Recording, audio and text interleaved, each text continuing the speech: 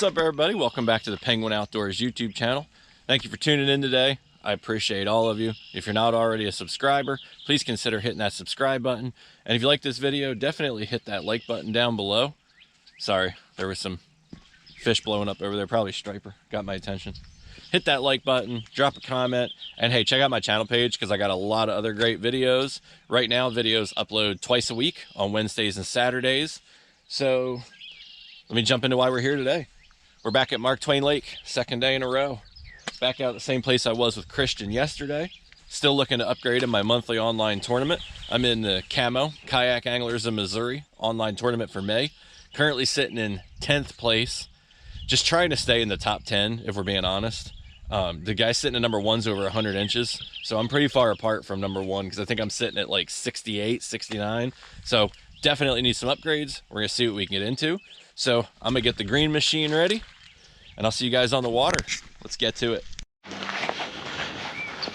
Lake time, gotta get on the water. Got my lucky hat from Ron John Surf Shop. I sing this song cause the bass really like it.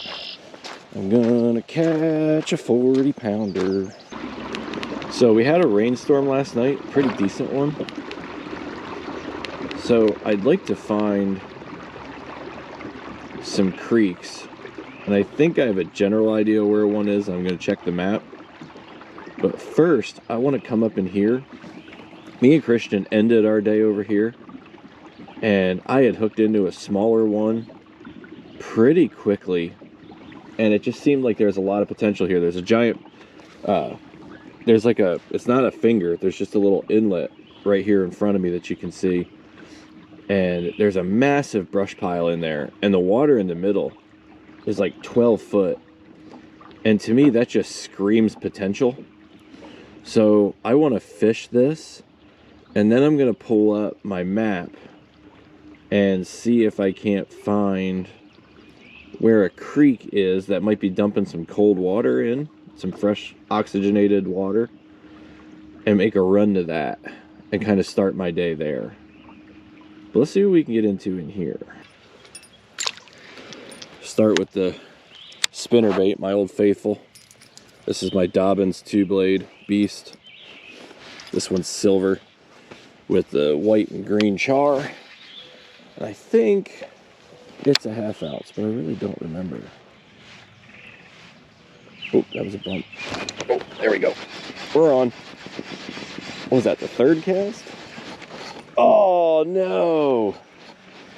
Oh, cue the depression. Here's where I am, and then the creek is way up here. We're gonna go up there. There's a submerged bridge here too, apparently, which I didn't know. Oh, it's an old road that fled. So, okay, so I've heard about this area. I've never been up there. That's where we're going. Guys, if you're wondering what this is, I should have told you about that. This is the Navionics app. If you're not using Navionics maps, you're missing out. I do not have this on my fish finder, on my graph. And I'm going to go into the reasons for that in a separate video specifically about the Lowrance X series. But I don't have it on that. I choose to do it on here. So what I do before a trip now that I've started actually getting into these is I download to my phone the map for that area, because you know how cell service can be. And if you can't see that red line, it changes as I change the boat. Gives me a good idea where I'm going.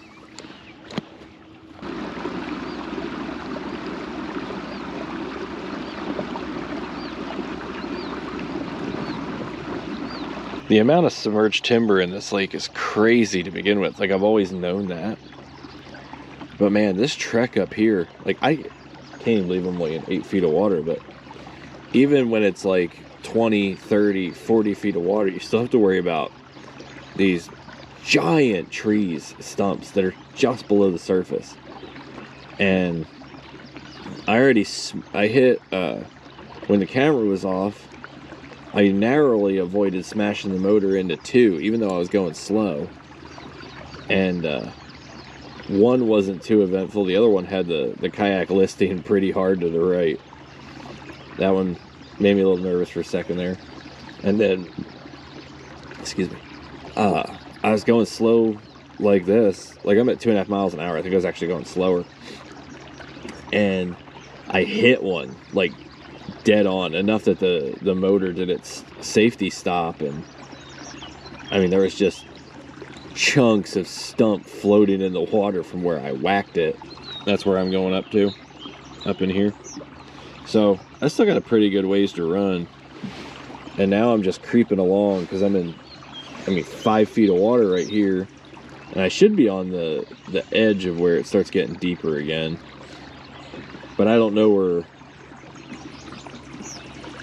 the channels are. I don't know where the obstructions are. I'm just kind of winging it and trying not to break anything. Yeah, we're going to switch over to the pedals. Hold me there for a minute, would you, while I get my pedals situated?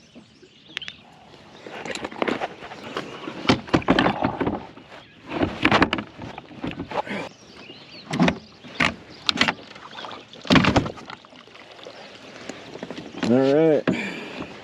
Whew. I haven't done that in a minute. Keep bouncing back and forth between like 3.5 and 2.5 feet. This looks too good not to look at.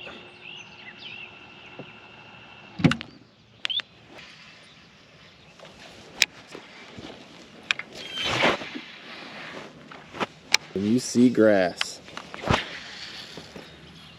put a chatter in it. Now, keep in mind, I've never seen this part of the lake. So for all I know, in a couple 100 yards, it'll open up into this deep channel again. There'll be a bunch of boat ramps there. I don't know. But my hope is that people just aren't coming up in here, and that there's a bunch of big post-spawn or in-spawn bass that just aren't pressured and don't see shit, that are just waiting for me to come in here and give them something to eat. Like, obviously I'm putting in a bunch of work because I still have a ways to go. The payoff could be huge. Like, this is gonna be one of those gambles. Like, there's not gonna be any in between. This is gonna be one of those gambles where it ends up being a total waste of time. And then I tell Christian, I'm like, listen, we're not missing anything up there. Or it's gonna go the opposite direction, where I'm gonna put in the work, 1.7, and then I'm gonna get up there and I'm just gonna get into them. Like, this is the kind of effort that wins tournaments right here. That's my mindset. This is tournament winning mindset. I cannot ford over land to win. So damn it. Ooh, that's shallow. So in other words, if I get to a point where it's like I have to cross the land, can't do it. I'm in less than 1.5 feet of water here. Come on. Oh, it just looks like it opens up here. I just want to keep going. Try not to break anything. In case you're wondering, I don't bring a paddle with me. And the reason is, I go by the drive. My pedal drive is my backup. So I do not want to break the pedal drive. Otherwise, we'll be getting real creative. We'll be mud motoring our way out of here. This is the kind of stuff that, like, when I'm at work, I'll get texts and pictures from Christian, because he's out doing this crap, where he's paddling inches of water because he thinks it might lead him somewhere good. And I look at it and I'm like, look at this guy. Like, you know there's fish where there's water, right? Roles reversed today. Moments like this are what I think of when guys in boats are like, you should just buy a boat. Well, guess what? Your boat wasn't getting up here. Uh-oh.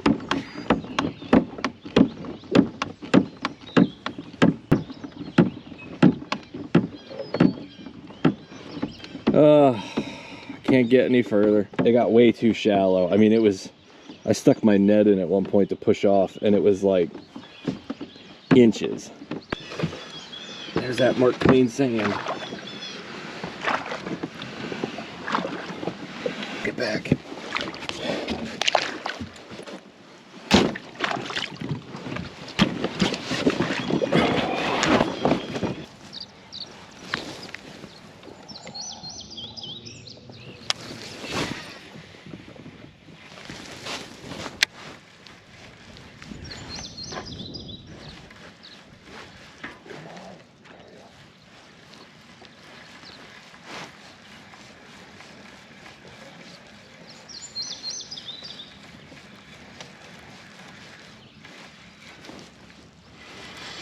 What am I snagged on?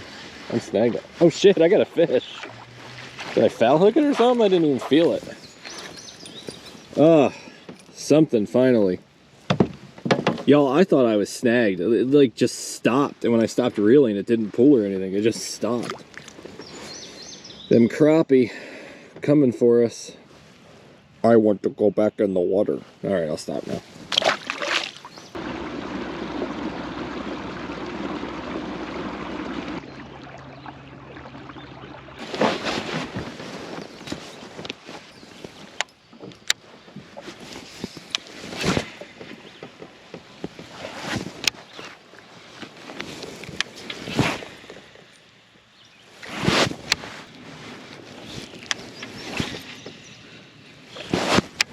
What's that? You got live scope on that? Nope, I refuse to use it. I mean, the live scope's nice, but like I went out to Truman Lake, was that 3 weekends ago now, for a fishing tournament, and there were crappie guys everywhere. And in a section like this, you'd have 20 boats, and they're all holding on to a tree, and everyone on the boat is staring at a screen and doing this. And I'm like, I think they're missing the point. I mean, it's nice because you can hit the water and go get your limit and be done. Right. And so it kind of cheating. Yeah, it just takes the fun. And like I see walleyes guys doing, they're like, look, you can watch it bite the hook. And I said, well, with my luck, I'll just be out there watching it not bite the hook and be even more mad. Then I'm just gonna want to get in there and go get it, you know. Right. So I don't begrudge the guys who use it, but for me it just kind of takes some of the fun out of it.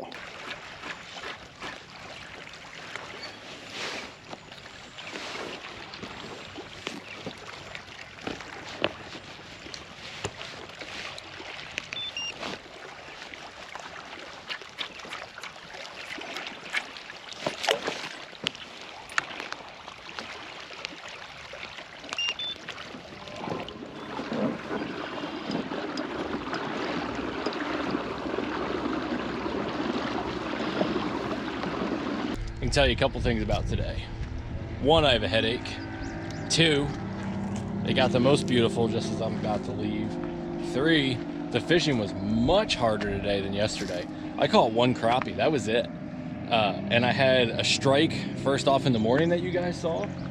And other than that strike that I missed the hookup on and that crappie, nothing to talk about. A lot more boats out today for sure than there were yesterday. But yeah, and the other thing I can tell you is, I don't know how many guys targeting crappie are using spinner baits, but I can tell you, at least here on Mark Twain Lake, there's a lot more doing it today. Because the crappie fishermen, we're talking about, you know, how hard the crappie fishing is right now and how they're just catching one here and there. And I said, guys, I'll be real honest with you, it's kind of a nuisance fish for me at the moment because they won't stay off my spinner baits. Route J, Mark Twain, they're smashing my spinner baits. I gave away a couple spinner baits today to people that were like, well, what are you using? I'm like, here, you can have one. So there's at least a few people spinner baiting for crappie out here today. So a beautiful lake.